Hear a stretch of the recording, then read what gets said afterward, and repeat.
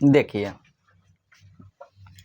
कितना है, 1/5 गुना 8 जोड़ 1/8 गुना 11 जोड़ 1/11 गुना 14 जोड़ 1/14 गुने 17। इसका तो ट्रिक यही कहता है ना कि इसमें से इसका पहला को उठा लीजिए और इसमें से इसको अंतिम को उठा लीजिए और दोनों को घटा दीजिए, वही आंसर होगा। लेकिन ऐसा कंडीशन इसमें नहीं है। कंडीशन क्या है, पहले देखिए कि क्या क्या ये दे रहा है, ठीक है ना।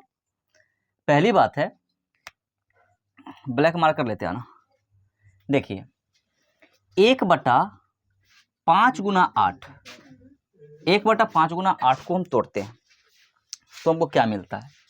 अगर हम यहां से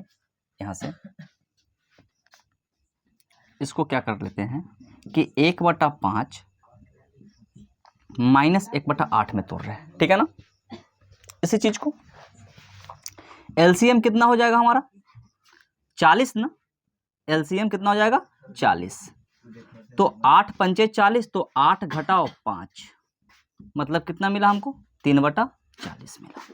3/40 मिला, ठीक है ना।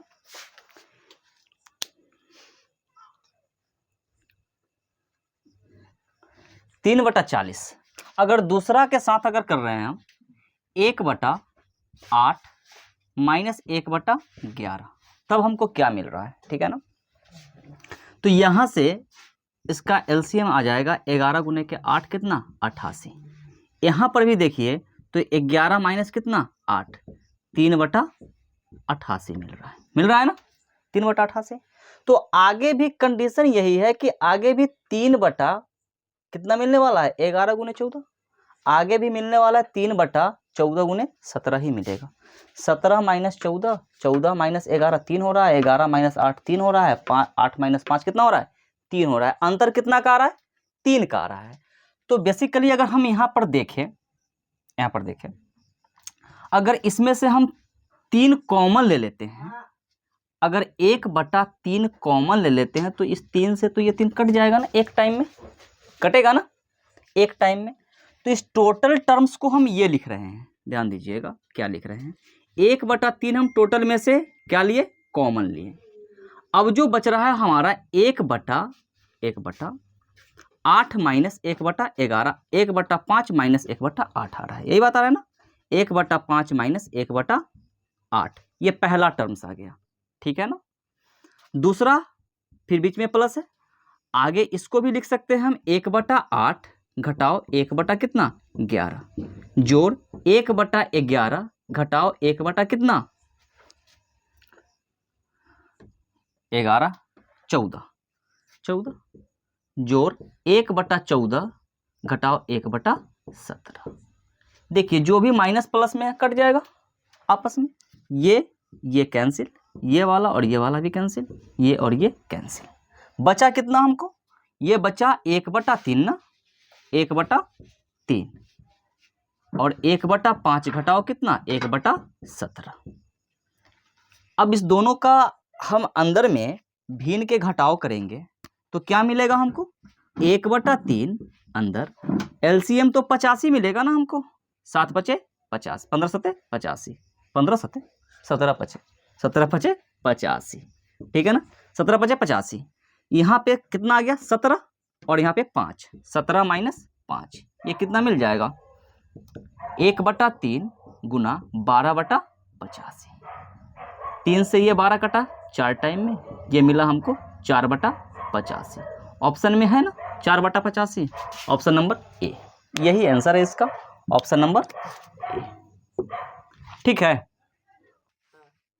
देखिए क्वेश्चन है कि x का वैल्यू 25 दे रखा है और y का वैल्यू 13 दे रखा है। तब हमसे पूछा है कि √x² minus 2xy plus y²। यह देखने की बात है कि ये अंदर में क्या चल रहा है, अंदर में चल रहा है x² plus y² minus 2xy क्या है x माइनस वाई का होल स्क्वायर है ना, x माइनस वाई का होल स्क्वायर। अब यहां से देखिए कि स्क्वायर रूट लेकर हट जाएगा तो क्या बचेगा x माइनस वाई। अब यहाँ से x माइनस वाई का वैल्यू डाल दीजिए, x बराबर कितना 25 और माइनस में y का वैल्यू 13 इक्वल टू 12। कितना आंसर आएगा 12, ऑप्शन नंबर सी। दूसरा भी तरीका आप मान रख सकते हो, ठीक है ना। ये बेहतर है, इसलिए बताएं। देखिए थर्ड क्वेश्चन है। क्वेश्चन कह रहा है कि यदि एक कार 5 मिनट में 600 मीटर की दूरी 600 मीटर की दूरी 600 मीटर की दूरी तय करती है तो कार की चाल ज्ञात करें। क्वेश्चन इजी है लेकिन कंफ्यूजन कहाँ पे हो जाता है। देखिए सबसे पहली बात है कि मिनट को हम सेकंड में कन्वर्ट करेंगे, तब हम स्पीड निकालेंगे और फिर उस स्पीड को हम किलोमीटर प्रति घंटा में कन्वर्ट करेंगे, तब आंसर आएगा। आंसर देखिए कि किलोमीटर प्रति घंटा में पूछा है हमसे, ठीक है ना। सबसे पहली बात है कि 5 मिनट हम जानते हैं कि स्पीड बराबर होता है डिस्टेंस अपॉन टाइम, दूरी बटा समय। तो दूरी तो हमारा ये है 600 मीटर और समय जो है हमारा ये 5 मिनट। 5 मिनट बराबर कितना 300 सेकंड ना, 300 सेकंड, 300 सेकंड का प्रयोग करेंगे हम, ठीक है ना, 300 सेकंड का। तो यहां से हमको जो स्पीड मिलने वाला है वो स्पीड क्या मिलेगा, स्पीड हमको मिलेगा 600 अपॉन कितना 300, मतलब 2 मीटर पर सेकंड, 2 मीटर पर सेकंड। हमने क्या निकाला है, मीटर प्रति सेकंड में निकाला है। अब क्या करना है, हमको किलोमीटर प्रति घंटा में कन्वर्ट करना है इसको। तो किलोमीटर प्रति घंटा में कन्वर्ट करने के लिए इसमें क्या करना होगा, 18/5 से गुना करना होगा, ठीक है ना। तो 18 दूनी 36, 36 में हम दिए भाग किससे 5 से, ये कटेगा 7 पंचे 35.2, 7 पंचे 35.2, 7.2 किलोमीटर प्रति घंटा हो जाएगा ये, 7.2 किलोमीटर प्रति घंटा।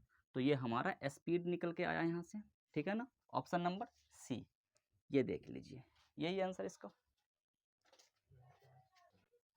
देखिए नेक्स्ट क्वेश्चन है। क्वेश्चन आपसे बोल रहा है कि 3 को समीकरण दिया है, 3 समीकरण से एक्स वाई जेड का मान को फाइंड करना है और इसमें रखना है, और वहां से इस समीकरण से जो भी आंकिक मान आएगा वो हमारा क्या आंसर है। जैसे कह रहा है कि 2x + y = 15, x + 2z = 17 और x + 2y = 9। तो देख लीजिए कि इस दोनों का चर जो है ना सेम है, ठीक है ना। तो हम यहाँ पर लुप्तीकरण विधि का प्रयोग कर लेते हैं, विलोपन विधि का। तो क्या है कि समीकरण 1 में हमारा 2x + y का वैल्यू 15 है और यहाँ पे x + 2y का वैल्यू 9 है। ऐसा करते हैं कि एक को गायब कर लेते हैं, दूसरा का मान खुद ब खुद मिल जाएगा हमको, ठीक है ना। तो फर्स्ट समीकरण में क्या करते हैं, छोड़ देते हैं। सेकंड समीकरण में 2 से गुना करके क्या कर लेते हैं, घटा लेते हैं, ठीक है ना। 2 से गुना करके अगर घटाते हैं तो ये हमारा क्या बन जाएगा 2x और ये 4y और ये 18, ठीक है ना। तो ये घटा लेंगे नीचे, तो ये कट गया 2 से गुना करने पर। अब यहाँ पे देखिए कि माइनस का 4y और प्लस का 1y है, तो ये बन गया कितना -3y बराबर 18, -18 और +15, माइनस का कितना 3, माइनस से माइनस कैंसिल आउट हो जाएगा। तो यहाँ से y का वैल्यू कितना आ रहा है 1 मिल रहा है हमको, y का वैल्यू 1 मिल रहा है। इस 3 से भी ये 3 कट जाएगा, कितने टाइम में, एक टाइम। अब y का मान हम किसी भी समीकरण में इस दोनों में से किसी में भी रखेंगे तो हमको x का मान मिल जाएगा। तो y का मान अगर हम रखते हैं यहाँ पे तो ये है हमारा x + 2 गुना के 1, 2 गुना 1 बराबर कितना 9। तो x बराबर कितना हो जाएगा 9 - 2, तो x का वैल्यू कितना आ गया 7, x का मान आ गया 7। अब हम y का मान अगर इसमें रखेंगे तो z का भी मान मिल जाएगा हमको, y का मान इसमें रखने से z का भी मान मिल जाएगा। ये सही है क्या, देखिए तो 17 है यहाँ पे, ठीक है। तो यहाँ पर देखिए इससे लेते हैं तो y + 2z कितना के बराबर है 17 के बराबर है, ठीक है ना। तो यहां मिल रहा है हमारा y का वैल्यू कितना 1 + 2z बराबर कितना 17। तो 2z का वैल्यू मिलेगा हमको 17 चला इधर, तो 17 - 1, 2z बराबर 16। तो z का वैल्यू कितना मिला हमको 8, z बराबर 8। अब xyz का वैल्यू हम इसमें डाल देते हैं। तो समीकरण तो हमारा क्या है 4x + 3y + z। मान को रखिए, मान जब रखेंगे तो 4 में हम 7 से गुना कर रहे हैं, 4 में 7 से, तो 4 गुना 7 प्लस 3 गुना 1, 3 गुना 1 प्लस में जेड का वैल्यू कितना 8, तो 7 चौक 28 प्लस 3 प्लस 8, जोड़ लीजिए 8 और 3 11, 11 और 8 19, हासिल 1, 2 और 1 3, 39 आंसर होगा इसका। ठीक है ना, option number A, option number A इसका आंसर है। ठीक है, देखिए नेक्स्ट क्वेश्चन है कि साइन 15 डिग्री का वैल्यू पूछा है। साइन 15 डिग्री का वैल्यू कहां से आएगा? साइन 15 डिग्री का वैल्यू दो टर्म्स में आ सकता है। नंबर एक कि साइन 45 में से अगर हम 30 डिग्री को घटा ले तो 15 आ जाएगा, और साइन 60 में से साइन 45 को घटा ले, साइन 60 में से साइन 45 को घटा ले तो 15 आ जाएगा। तो यहाँ पर हमको बेसिकली साइन ए माइनस बी का फॉर्मूला यूज करना है। ठीक है ना, जैसे कि इस चीज को हम क्या लिख सकते हैं, साइन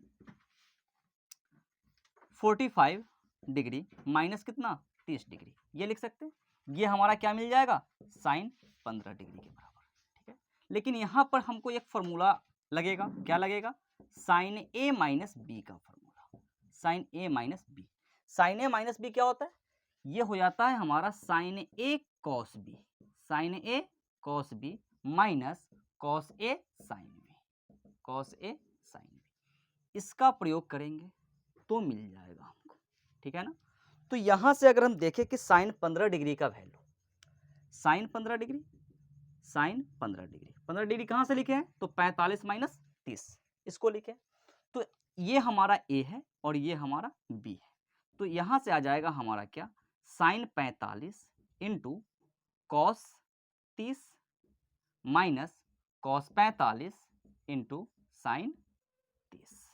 ठीक है ना, मान को रखते हैं, जब मान को हम रखते हैं तो ये कितना मिलेगा 1/√2 इंटू कॉस 30 का वैल्यू √3/2 माइनस कॉस 45 का 1/√2 और इंटू साइन 30 1/2। ये बन रहा है हमारा √3/2√2 माइनस 1/2√2। अगर भिन्न का घटाव भी करें तो क्या मिलेगा, 2√2 और √3 माइनस का 1। ठीक है ना, अब यहां पर तो ये आंसर तो है, लेकिन हम ऑप्शन मैच नहीं कर रहा, ऑप्शन तो लिखे ही नहीं है, और ये आंसर लेगा भी नहीं। क्यों? क्योंकि हम हर को ना नेगेटिव छोड़ सकते हैं और ना इसको हम अपरिमेय छोड़ सकते हैं। √2 के कारण ये क्या है, अपरिमेय है। अब इसका हम क्या करेंगे, कंजुगेशन करेंगे। इसका जब कंजुगेशन करेंगे तो क्या आ जाएगा, √3 माइनस का 1 अपॉन 2√2। ठीक है ना, और इसका परिमेयकारी गुणांक क्या है, √2। √2 को √2 से गुना करेंगे तो 2 मिलेगा जो कि परिमेय है, तो √2 से ऊपर गुना और √2 से नीचे गुना।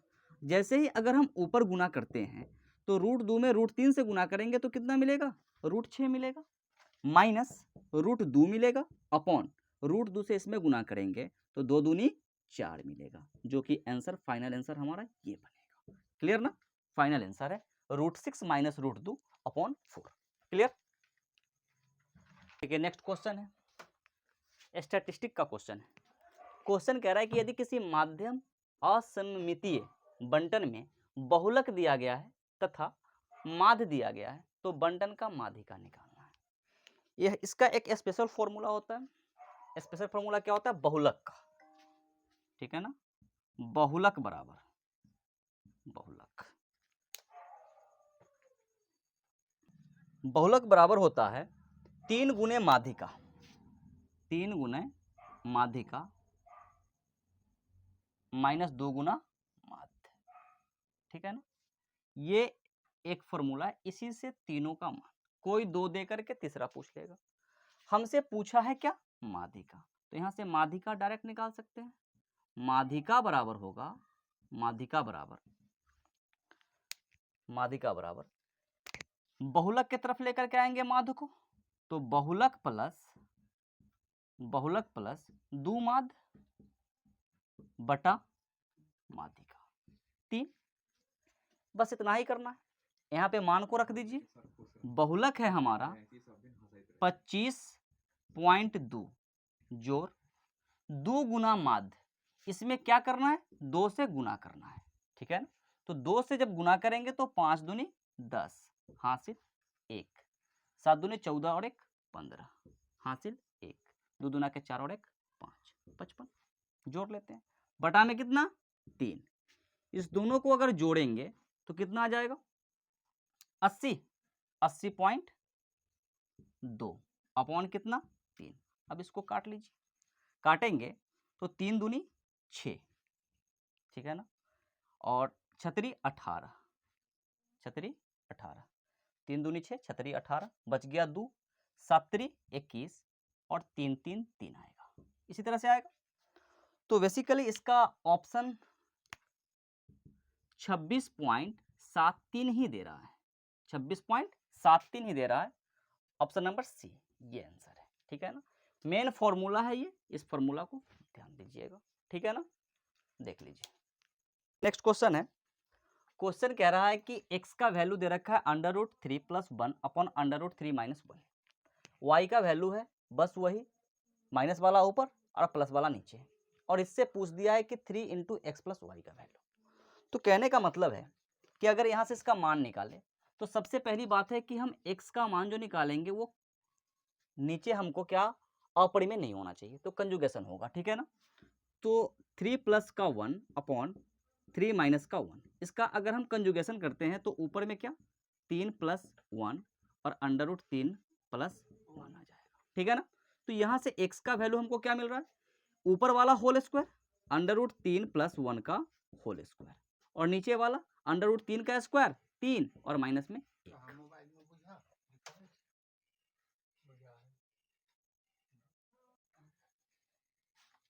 अब देखिए ये हमारा बन गया x का वैल्यू कितना √3 + 1 का होल स्क्वायर अपॉन में कितना 2।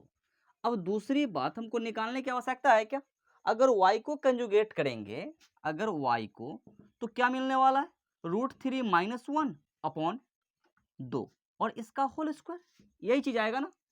अगर प्लस वाला नीचे है तो माइनस वाला से ऊपर गुना होगा, और माइनस वाला 3 √3 - 1 इंटू √3 - 1 क्या बन जाएगा हमारा √3 - 1 का होल स्क्वायर, और नीचे तो a² - b² ही मिलने वाला है।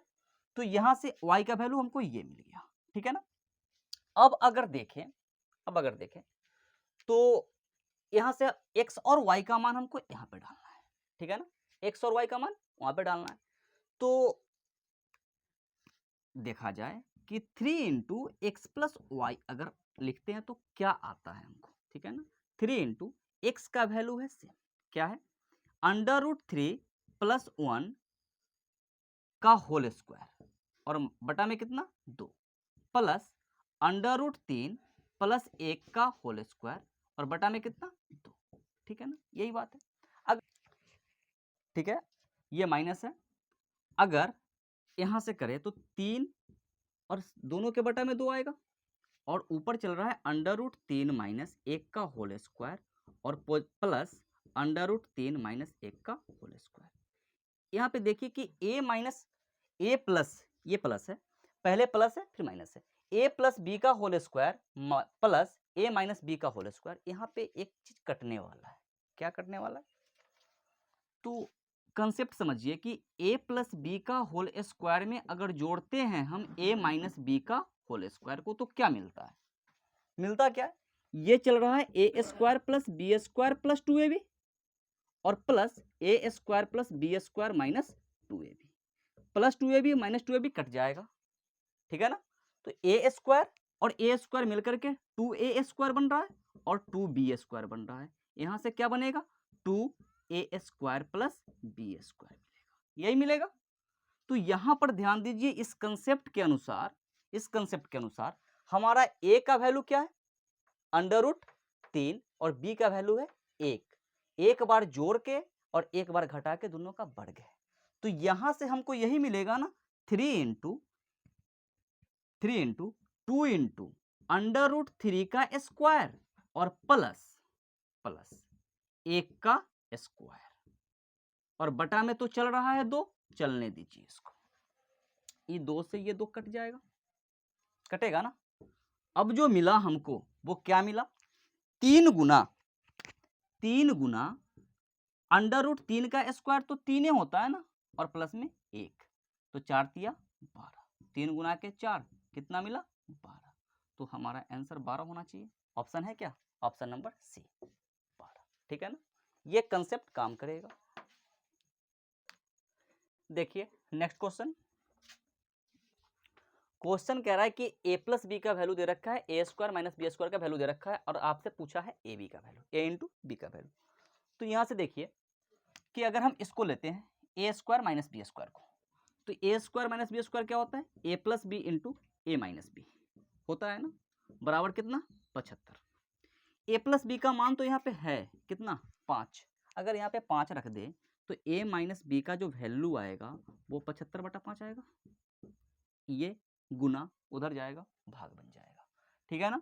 यहाँ से ये कटा कितने टाइम में 15 टाइम में, तो a माइनस बी बराबर कितना 15, और a प्लस बी का वैल्यू कितना है 5, a प्लस बी का वैल्यू है कितना 5। अगर दोनों समीकरण को जोड़ लेते हैं तो यहाँ से हमको b कट जाएगा, माइनस बी और प्लस बी, तो यहाँ से 2a का वैल्यू कितना मिला हमको 20, जहाँ से a का वैल्यू कितना मिला हमको 10, a बराबर कितना मिला 10। अब हम b का मान को फाइंड कर रहे हैं, b के मान हमको यहाँ से मिल जाएगा, यहाँ से भी मिल सकता है, यहाँ से निकालते हैं कि a प्लस बी अगर हमारा 5 है, तो a का वैल्यू 10 प्लस b बराबर कितना 5, 10 चला उधर, तो b का मान 5 माइनस कितना 10, b का वैल्यू कितना आ रहा है -5, b का मान -5। अब हमको ए बी का मान चाहिए ना, तो a इंटू बी का मान कितना हो जाएगा 10 गुना -5, 10 गुना -5, 10 में -5 से गुना करेंगे तो कितना मिलेगा -50। ऑप्शन नंबर बी आंसर है -50, यही है, क्लियर।